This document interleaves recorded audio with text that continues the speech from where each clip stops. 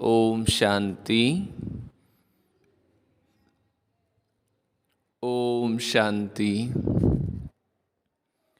आज बाबा ने कहा, मीठे बच्चे, स्वयं की संभाल करने के लिए रोज़ 2 बार ज्ञान स्नान करो।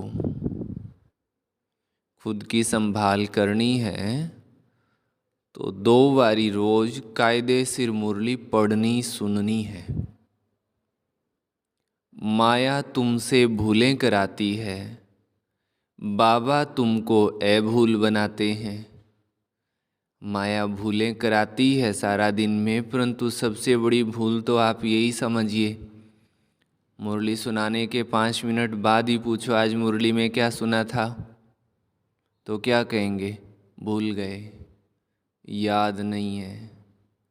और जबकि पता है हम भूल गए, फिर भी हम दोबारा मुरली नहीं पढ़ते हैं, तो माया ने भूल कराई ना। एक बार पढ़ा सुना हमें याद नहीं, दोबारा पढ़ने का हमें बुद्धि में आता नहीं है, तो कितनी बड़ी भूल है ये, देखिए आप। तो बाबा कहे 2 बारी ज्ञान स्नान करो। प्रश्न है आज की मुरली में, किस निश्चय व पुरुषार्थ के आधार पर बाबा की पूरी मदद मिलती है? कौन सा निश्चय हो, पुरुषार्थ हो तो बाबा की मदद मिले? उत्तर है, पहले पक्का निश्चय हो कि मेरा तो एक शिव बाबा, दूसरा ना कोई। साथ साथ पूरा बलि चढ़े, अर्थात ट्रस्टी बन करके प्यार से सेवा करे। एक मेरा शिव बाबा, दूसरा ना कोई। तो बाबा कहते हैं कि पूरा बलि चढ़े, अर्थात ट्रस्टी बन प्यार से सेवा करें।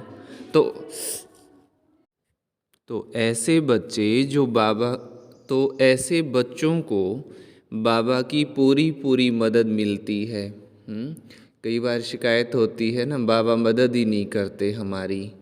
तो बाबा ने 2 शर्त बताई, एक तो बाबा पर निश्चय हो कि दूसरा कोई नहीं, एक बाबा, और दूसरा प्यार से सेवा करे, सेवा में आनाकानी ना हो। कई बार क्या होता, कभी कभी ऐसा होता, सेवा के लिए हमें मन में संकल्प चलते रहते हैं और फिर कोई बात होती और जैसा हम चाहते वैसा ना हो, तो हम कहते हैं देखो बाबा ने मदद नहीं की।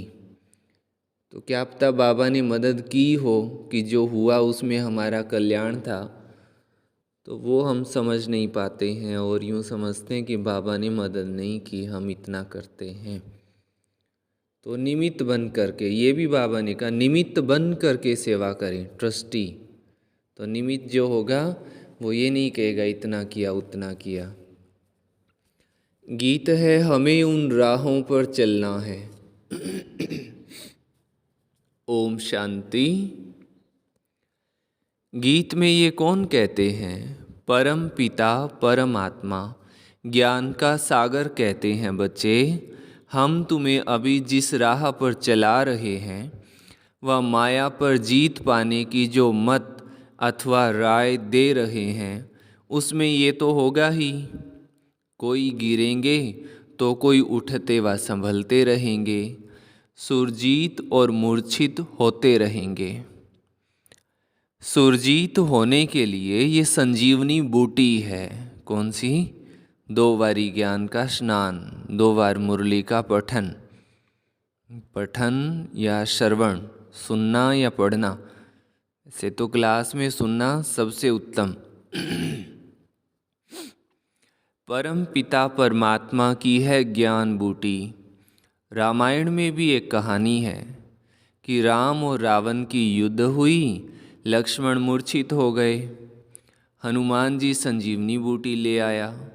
अब वास्तव में रामायण तो पीछे बैठ बनाया है, ऐसी कोई बातें हैं नहीं, ना कोई मनुष्यों की बनाई हुई गीता भगवान ने बैठ गाई है, जो मनुष्यों ने गीता सुनाई। तो बाबा कहते हैं, बाबा तो ज्ञान का सागर है। किसका ज्ञान? सृष्टि के आदि मध्य अंत का ज्ञान देते हैं, जिसका ही मनुष्यों ने गीता शास्त्र बनाया है। उस पर नाम रख दिया है श्री कृष्ण का। जैसे बाबा की जीवन कहानी में, जैसे बाप की जीवन कहानी में अगर कोई बच्चे का नाम लिख दें तो क्या होगा, वैसे ही शिव बाबा ने जन्म दिया गीता को। उस गीता में श्री कृष्ण का नाम डाल दिया है, इसलिए अनर्थ हो गया है। गीता खंडन होने से सभी मनुष्य आत्माओं का बुद्धि योग परमात्मा से टूट गया है, तो मनुष्य पवित्र कैसे बने?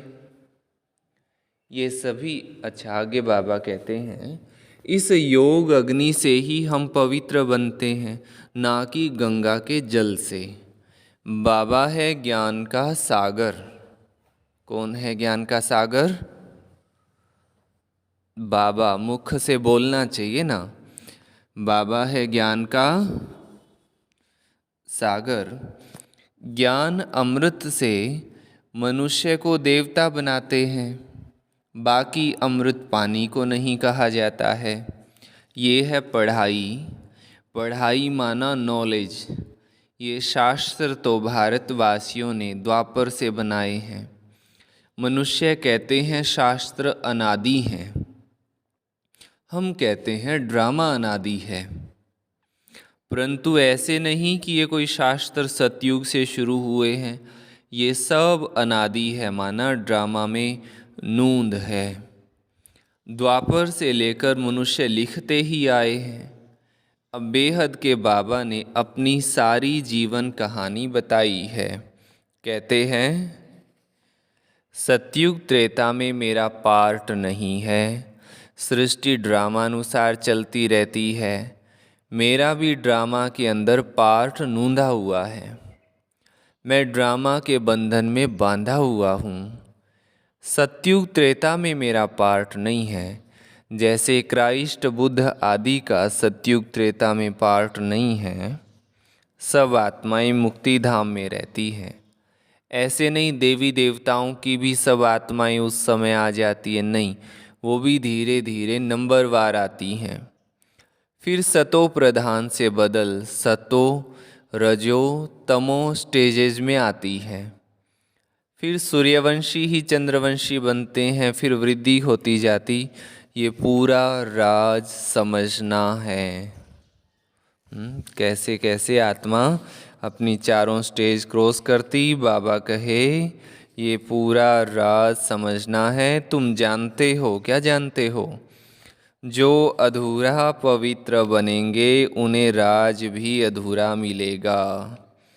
जो ज्ञान योग में तीखे जाएंगे वो ही पहले राजा बनेंगे। ये राजधानी बन रही है, पूरा पुरुषार्थ करना है। शिव बाबा समझाते हैं। क्या समझाते हैं बाबा? तुमको हीरे समान बनना है। क्या करना है? हीरे समान बनना है।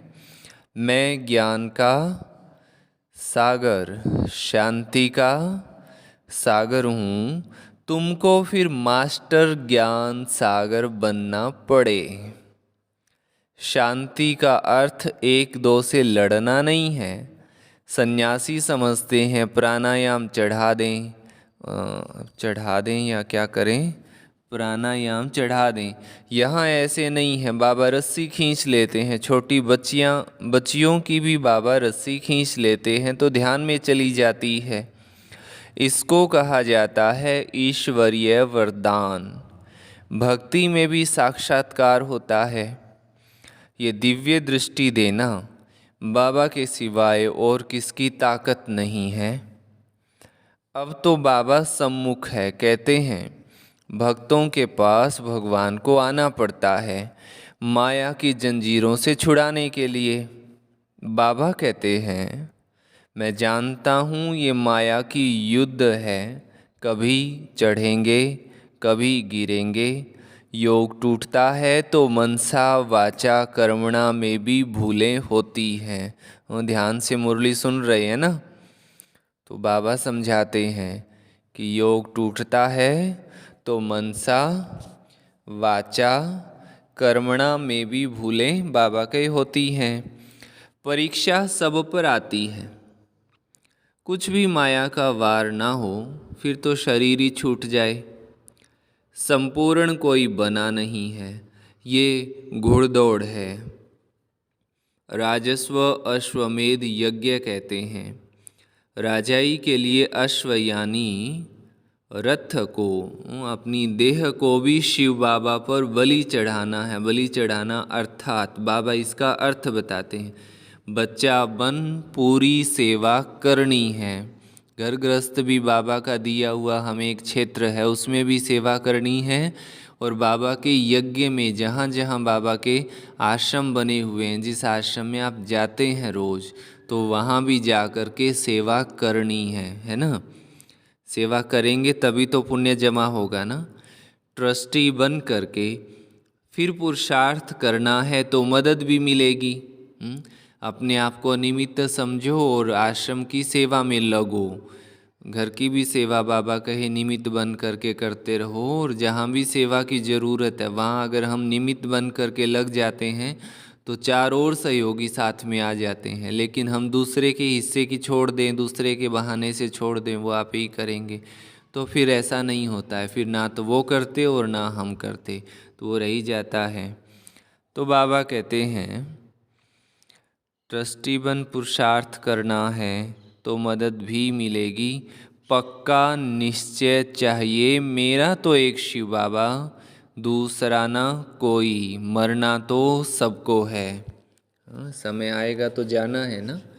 परम पिता परमात्मा जो कि बाप टीचर सतगुरु है, उनसे अपना वर्षा लेने का हर एक को हक है। उनसे अपना वर्षा लेने का हर एक को हक है। सबकी वानप्रस्थ अवस्था है, सबको इकट्ठा मरना है। जब आफतें आती हैं तो सब इकट्ठे मरते हैं ना। थोड़े बहुत गोले गिरेंगे तो मकान टूट पड़ेंगे, तो अभी सबका मौत है। इसलिए बच्चों को भी कमाई कराओ। अपने बच्चों को भी बाबा कहे ये आदत डालो, सवेरे उठते ही कहो बाबा गुड मॉर्निंग, रात को सोते हुए कहो बाबा गुड नाइट। दिन में भी बच्चों को तो ये खास आदत डालो, जब भी बच्चे घर से बाहर जाते हैं कोई साधन ले करके, उनको कहो 1 मिनट जाओ बाबा को बोल के आओ कि बाबा मेरे साथ चलो, मैं जा रहा हूँ फलानी जगह, कहीं भी जा रहे हैं, तो ये आदत ज़रूर डालो। तो ये है सच्ची कमाई, जो करेगा सो पाएगा। ऐसे नहीं बाबा कमाई करेगा तो बच्चों को मिल जाएगी, नहीं। और बच्चों को भी आदत कब पड़ेगी, जब आपका आचरण युक्ति युक्त होगा। अगर आप घर में जिद करके ज्ञान में चलते हैं और डिस्टरबेंस क्रिएट करते हैं, फिर आपकी कोई नहीं सुनने वाला। फिर तो बच्चों को भी परेशान मत करना, पहले खुद का आचरण ठीक करो तो बच्चे आपकी बातें सुनेंगे। तो नहीं, बच्चों को भी ये सच्ची कमाई करानी है, ये है समझने की बातें। इसमें परहेज बहुत चाहिए। हम देवता बन रहे हैं तो कोई अशुद्ध वस्तु खा नहीं सकते।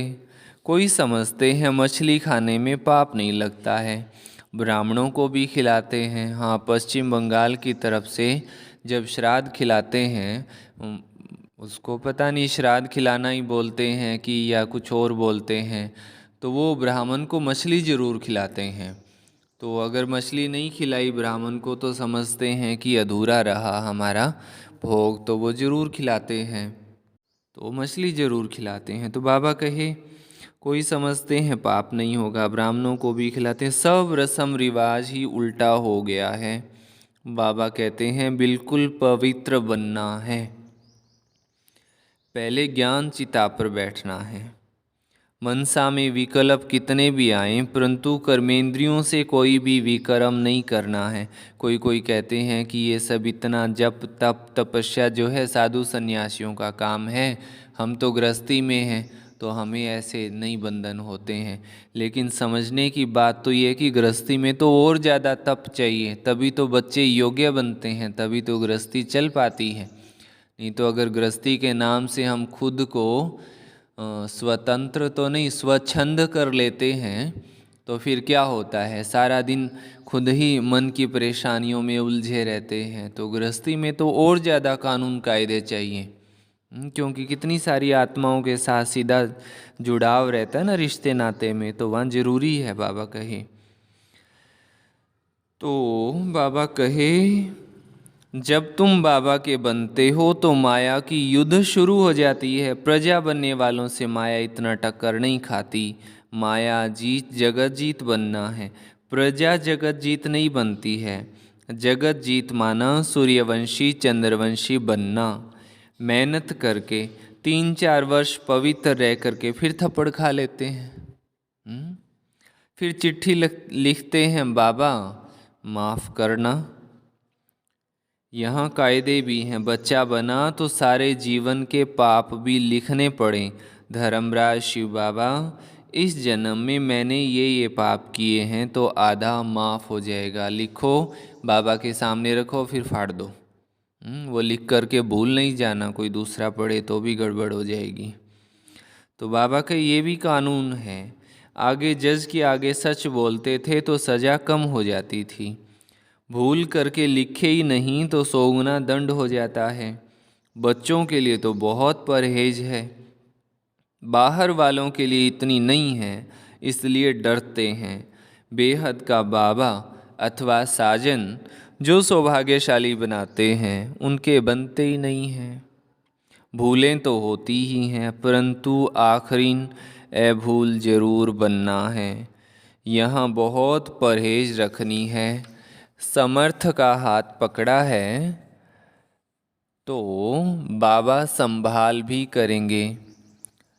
सौतेले बच्चों की थोड़े ही करेंगे जो अपनी मन मर्जी से चलते रहें, या बाबा की अवज्ञा करें, या जो बाबा को राय दें कि ऐसे नहीं होता है ऐसे होता है, तो बाबा फिर उनकी मदद नहीं करेंगे। फिर बाबा कहे सगे बहुत थोड़े हैं, तो भी कितने बच्चे हैं जो बाबा को चिट्ठी लिखते हैं, कितनी पोस्ट रोज आती है। बाबा का तो एक हाथ है, हर एक लिखे मुझे अलग पत्र लिखो, अभी तो बहुत वृद्धि होगी। इतने बैग पोस्ट की और कोई की नहीं निकलती होगी। ये है ही गुप्त गवर्नमेंट, अंडरग्राउंड है ना। अंडरग्राउंड है मीन्स सबके सामने ये बात तो कुछ समझ में लोगों को नहीं आती है। तो बाबा कहे, क्योंकि ये धार्मिक बातें हैं ना, बाबा कहे कोई हथियार आदि नहीं है, मंजिल ऊंची है। चढ़े तो चाखे वैकुंठ रस, गिरे तो चकनाचूर। ये एक दोहा है ना कबीरदास जी का, कबीरा घर भगवान का जैसे पेड़ खजूर। चढ़े तो चाखे वैकुंठ रस, गिरे तो ओम शांति। तो गिरे तो राजाई गंवा करके प्रजा बन जाते हैं, समझा। तुम बच्चे जानते हो भारत जो हीरे मिसल था वो कौड़ी मिसल बन गया है। अभी तो तुम कहेंगे हम नरकवासी से स्वर्गवासी बनने का पुरुषार्थ करते हैं, हम सदा सौभाग्यशाली बनने आए हैं। बाबा पतित से पावन बना रहे हैं, फिर ये रावण राज्य नीचे चला जाएगा। ये चक्र फिरता रहता है ना, ये चक्र फिरता है ना। रावण राज्य नीचे तो राम राज्य ऊपर आ जाएगा। अपने को बहुत संभालना भी है, खुद की संभाल करनी है। संभाल वही सकेंगे जो रोज ज्ञान स्नान करेंगे 2 बारी। कितनी बारी? 2 बारी। रॉयल मनुष्य दिन में 2 बारी स्नान करते हैं।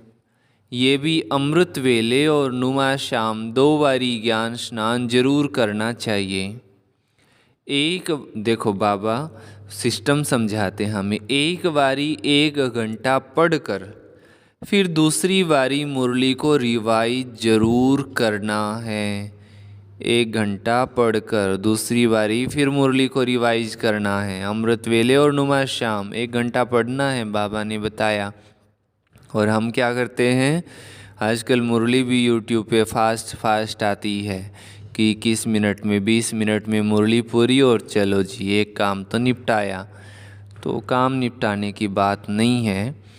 तो बाबा कहे रिवाइज जरूर करना है, धारणा करनी है और करानी है। वो तो हम मुरली सुनने के साथ साथ ही भूल जाते हैं। पूछो क्या पॉइंट था आज की मुरली में, वो तो याद नहीं है जी। क्यों नहीं है याद? फिर थोड़ा सा याद करो। हाँ हाँ, यही कहा था बाबा ने। इसका मतलब क्या हुआ? याद नहीं है, दोबारा पढ़ी नहीं, तो फिर कैसे कल्याण होगा? तो धारणा करनी और करानी है। बच्चों को, स्त्री को भी सच्ची कमाई करानी है। 21 जन्मों का राज्य भाग्य लेना कोई मासी का घर नहीं है जो माँ से रूठे और भाग गए मासी के घर में। हाँ, नरक से चोला छोड़ा और सीधा स्वर्ग में। बाबा कहे ऐसा नहीं होता है। समझा जाता है कौन कौन तीखा पुरुषार्थ करते हैं। बीमार हो तो डोली में बिठा कर ले आना चाहिए। ज्ञान अमृत मुख में हो तब प्राण तन से निकले। बाबा इतना कहते हैं, देखो बीमार हो तो भी मुरली जरूर सुनिए। और हम क्या करते हैं, जिस दिन थोड़ा सा छींक आ जाए ना, कहेंगे आज मैं क्लास में नहीं जाऊंगी, आज मेरे को बैठे बैठे छींक आ गई थी।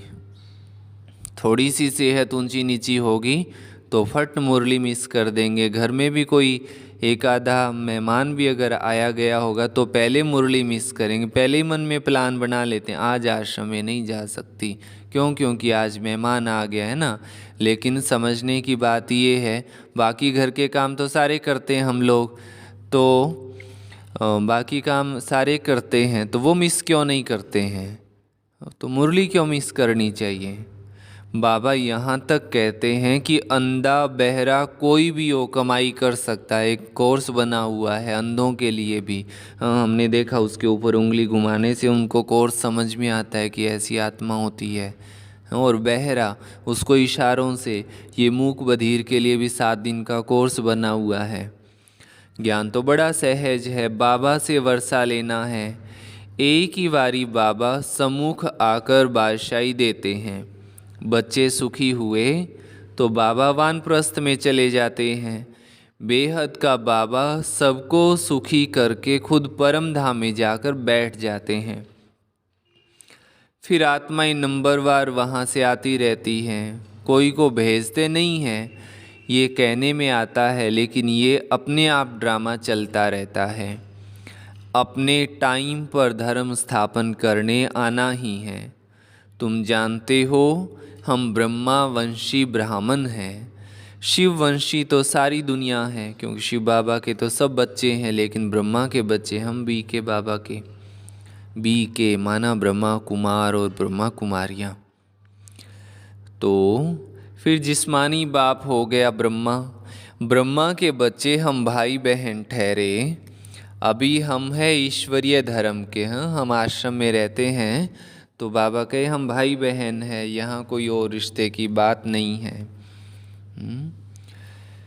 सतयुग में होंगे देवी देवता धर्म के।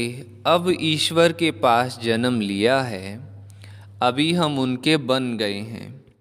मनुष्य रचना को न जानने कारण रचना के आदि मध्य अंत को भी नहीं जानते हैं। उनको कहा जाता है नास्तिक, कौड़ी तुल्य। बरोबर अभी हम आस्तिक बने हैं तो हम हीरे तुल्य बन जाते हैं। रचता और रचना को जानने से हमको राजाई मिलती है। बाबा हमको हीरे तुल्य बनाते हैं तो बनना चाहिए ना। सचखंड का बादशाह सचखंड का मालिक बना रहा है। चमड़ा पोश कहा जाता है ना। एक खुदा दोस्त की कहानी भी है। तो अब वो खुदा हमारा दोस्त है। कोई ऐसे धंधे के अकॉर्डिंग बाबा ने नाम बताया होगा, मुझे तो ऐसा ही समझ में आता है। खुदा दोस्त, अल्लाह अवल दीन और हातम ताई का खेल अभी का है। खुदा दोस्त की भी कहानी है, अल्लाह अवल दीन की भी कहानी और हातम ताई की भी कहानी है। तो ये तो फिर कभी सुनाएंगे, अभी टाइम ज़्यादा चला जाएगा। अच्छा, मीठे मीठे सिकी लधे बच्चों प्रति माता पिता बाप दादा का याद प्यार और गुड मॉर्निंग। रूहानी बाप की रूहानी बच्चों को नमस्ते। हम रूहानी बच्चों की रूहानी माता पिता बाप दादा को याद प्यार, गुड मॉर्निंग और नमस्ते। धारणा के लिए मुख्य सार है, फर्स्ट पॉइंट, सच्ची कमाई करनी और सबको करानी है। सच्ची कमाई खुद भी करनी है और सबको करानी भी है। परीक्षाएं व तूफान आते भी कर्मेंद्रियों से कोई भूल नहीं करनी है। माया जीत जगत जीत बनना है। सेकंड पॉइंट है, देवता बनने के लिए खान पान की पूरी परहेज करनी है, रखनी है। और आजकल तो खान पान की परहेज बहुत ही ज़रूरी हो गई है। कुछ भी बाहर के दुनिया में लोग बना देते हैं, नकली माल बना देते हैं, तो सब कहते हैं कि घर का बना हुआ खाओ। कोई भी अशुद्ध वस्तु नहीं खानी है और 2 बारी ज्ञान स्नान जरूर करना है। वरदान दिया बाबा ने। 2 बारी ज्ञान स्नान से याद आया, क्लास में एक्यूरेट मुरली सुननी है और उसके पश्चात घर में जब खाना बनाते हैं, दिन में 2 बारी बनाते हैं या 3 बारी बनाते हैं, तो उस टाइम बाबा की मुरली ज़रूर चलनी चाहिए, ताकि शक्ति भरे भंडारे में भी और उस अन्न में भी, तो किसी की भी जो है आत्मा को शक्ति मिलेगी, जो उस भोग को पाएगा। तो 2 बारी ज्ञान स्नान जरूर करना है। वरदान दिया बाबा ने, एक बल एक भरोसे के आधार से एक बल एक भरोसे के आधार से सफलता प्राप्त करने वाले मास्टर सर्वशक्तिवान भव। जो सच्ची लगन वाले बच्चे एक बल एक भरोसे के आधार से चलते हैं, उन्हें सदा सफलता मिलती रही है और मिलती रहेगी, क्योंकि सच्ची लगन विघ्नों को सहज ही समाप्त कर देती है। अगर हमें मदद नहीं मिल रही है तो चेक करने की ज़रूरत है खुद को। बाबा को ब्लेम करने की बिल्कुल ज़रूरत हमें नहीं है। अगर मदद कम मिल रही है तो ध्यान देवे हम अपने चार्ट पर, ज़रूर हमारी लगन सच्ची नहीं है। जहाँ सर्वशक्तिवान बाबा का साथ है, उस पर पूरा भरोसा है, वहाँ छोटी छोटी बातें ऐसे समाप्त हो जाती हैं जैसे कुछ था ही नहीं, थी ही नहीं। असंभव भी संभव हो जाता है। मक्खन से बाल समान सब बातें सिद्ध हो जाती हैं।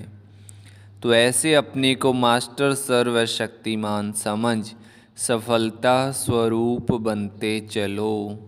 स्लोगन है, नैनों में पवित्रता की झलक हो और मुख पर पवित्रता की मुस्कुराहट हो, यही श्रेष्ठ सुंदरता है, पर्सनैलिटी है। बाबा कहे, नैनों में पवित्रता की झलक हो और मुख पर पवित्रता की मुस्कुराहट हो, यही श्रेष्ठ पर्सनालिटी है। अच्छा, ओम शांति। आज का सोमान है, मैं आत्मा मास्टर ज्ञान सागर हूँ। मैं आत्मा मास्टर ज्ञान सागर हूँ। बोलो सभी एक बार मुख से, मैं आत्मा मास्टर ज्ञान सागर हूँ। अच्छा, ओम शांति। ओम शांति। आज बाबा ने कहा कि बाप तुम्हें ज्ञान की संजीवनी बूटी देते हैं। इस संजीवनी बूटी से स्वयं को भी जगाना है और अनेक आत्माओं को भी जगाना है जो कि मूर्छित हुई पड़ी हैं। और बाबा कहते, गंगा में स्नान करने से कोई पाप धुल ना सके। पाप कटते हैं बाप की याद में रहने से। और ड्रामा बहुत शक्तिशाली है, इसलिए ड्रामा के हर सीन को देख साक्षी होकर रहना है। कभी क्यों, क्या, कैसे के क्वेश्चन पैदा नहीं होने चाहिए। और बाबा कहते, इस समय हम पुरुषार्थी हैं, संपूर्ण बन रहे हैं, इसलिए पेपर तो आएंगे, पेपरों को पास करना है, फिर आधा कल्प बच्चे आराम से रहेंगे। यह बुद्धि में रख सदैव हर्षित रहना है। और बाबा कहते हैं छोटे छोटे बच्चों को भी ज्ञान देना है, क्योंकि इस समय सबकी वानप्रस्थ अवस्था है, मौत सामने खड़ा है, इसलिए मौत से पहले उन्हें भी यह नॉलेज देनी है। पुरुषार्थ भी अपना अपना है तो प्राप्ति भी अपनी अपनी है। ऐसे नहीं कि बाप पुरुषार्थ करे और फल बच्चों को मिल जाए। बाबा कहते खान पान की परहेज करनी है। देवताएं कोई भी छीछी वस्तु ग्रहण नहीं करते और माया जीत जगत जीत बनना है। और कोई भी भूल हो जाए तो बाप को बता हल्के हो जाना है और फिर भविष्य में वह भूल नहीं करना है। और बाबा कहते पढ़ाई रोज़ पढ़नी है, कभी मिस नहीं करनी। जैसे बड़े आदमी 2 बार स्नान करते हैं तो बच्चे भी बड़े से बड़े देवता बनने वाले हैं, इसलिए 2 बार ज्ञान स्नान करना है, एक अमृत वेला और दूसरा अनुमय शाम। बाबा कहते ज्ञान इतना सहज है जो अंधा बहरा कोई भी यह नॉलेज ले सकता है, इसलिए यदि बच्चे बीमार भी पड़ जाए तो भी यह पढ़ाई पढ़नी है। अच्छा, ओम शांति। आज भी बाबा हमसे बार बार कहते हैं, बच्चे आपके योग की अवस्था ऐसी हो जिससे मनसा सेवा कर सको। अंत में ऐसी ही सेवा होगी। लोग बहुत घबराए हुए, दुखी अशांत होंगे। आप दृष्टि देकर उनको शांति की शक्ति देना। मम्मा के जीवन में तो इन सब प्यारी अवस्थाओं को हमने देखा है। बाबा ने तो कोई बात बार बार नहीं कही। बाबा ने मम्मा को कोई बात बार बार नहीं कही। यही मम्मा की विशेषता थी कि बाबा ने जब कोई एक शिक्षा दी, दोबारा कहने की ज़रूरत बाबा को नहीं रही। जी हाँ कह के मम्मा ने उसको अपने जीवन में लाया। इसको कहते हैं पुरुषार्थ। मम्मा खुद मुरली सुनाती थी, अपनी वाणी चलाती थी, तो कहती थी कि जब आप कहते हो कि मैं पुरुषार्थी हूँ, तो आप ये पुरुषार्थी शब्द किस भाव से कहते हो? पुरुषार्थी सच्चे अर्थ में उसको कहा जाता है जिसको एक बार कोई बात समझाने के बाद फिर दोबारा समझाने की ज़रूरत ना रहे। ये है सच्चा पुरुषार्थ। ऐसा पुरुषार्थ करना ये हमने प्रैक्टिकल उनके जीवन में देखा। बाबा ने जो शिक्षा दी उसे उन्होंने उसी तरह से पालन किया और आचरण में लाया। बाबा ने उनको निमित्त बनाया, क्योंकि मम्मा ने थोड़े समय में उन गुणों को अपने जीवन में धारण कर लिया जिनको धारण करने में अभी तक सब लगे हुए हैं। संस्कार बदलना चाहते हैं, बदलते नहीं हैं। मम्मा ने बड़ी जल्दी से अपने संस्कारों को परिवर्तन कर लिया। ये कमाल थी मम्मा की। मम्मा का निश्चय बहुत दृढ़ और अटूट था। निश्चय के भी कई प्रकार होते हैं। हर एक का निश्चय एक जैसा नहीं होता। कई मानते हैं कि शिव बाबा आ गए हैं, दुनिया बहुत खराब हो चुकी है, ये वो सारी बातों में निश्चय होगा, लेकिन इस दुनिया का परिवर्तन हो जाएगा, ये कैसे होगा? उन्हें समझ में नहीं आता है। कल्प की आयु 5000 वर्ष है, तो कई लोग कह देते हैं कि इन बातों में अभी हमारा निश्चय नहीं है। वो क्लास में रोज़ आते हैं, मुरली रोज़ सुनते हैं, हम बाबा के बच्चे हैं ये भी कहते हैं, लेकिन 100% निश्चय हो, जिसको संपूर्ण निश्चय कहा जाता है, उसमें वो नहीं होता है।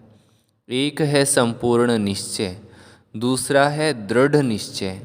मम्मा कभी अपने उस निश्चय से हिली नहीं। इस ज्ञान में भी बहुत प्रगति आती गई। कोई कह सकता है कि थोड़ा थोड़ा अंतर आता गया। पहले सब इतनी गहरी बातों को, महीन बातों को समझ नहीं सकते थे। मम्मा समझाते हैं, पहले सब इतनी गहरी बातों को, महीन बातों को समझ नहीं सकते थे, तो बाबा ने पहले पहले जो बातें बताई और बाद में जो बातें बताई, उनमें अगर कोई ध्यान दे तो थोड़ा थोड़ा अंतर है। मिसाल के तौर से पहले ये कहा जाता था कि आत्मा अंगूठे रूप है, तो बाद में ये कहा गया कि वो ज्योति बिंदु है। अब अंगूठा तो बड़ा होता है, ज्योति बिंदु छोटा होता है। कई उपनिषदों में भी इस बात का उल्लेख है कि आत्मा अंगूठा रूप है। तो यहाँ भी पहले यही कहा जाता था कि आत्मा अंगूठे की रूप में है। फिर ये समझाया गया कि आत्मा बहुत सूक्ष्म है, अंगुष्ठ रूप कैसे हो सकती है। कई लोगों का मानना है कि आत्मा के कई शरीर हैं। एक तो ये स्थूल शरीर है, फिर सूक्ष्म शरीर है जो मन बुद्धि संस्कार का है, फिर है कारण शरीर। कारण शरीर क्या होता है? कहते हैं जो जन्म जन्मांतर हमने कर्म किए हैं उनका सार रूप में एक शरीर बना होता है।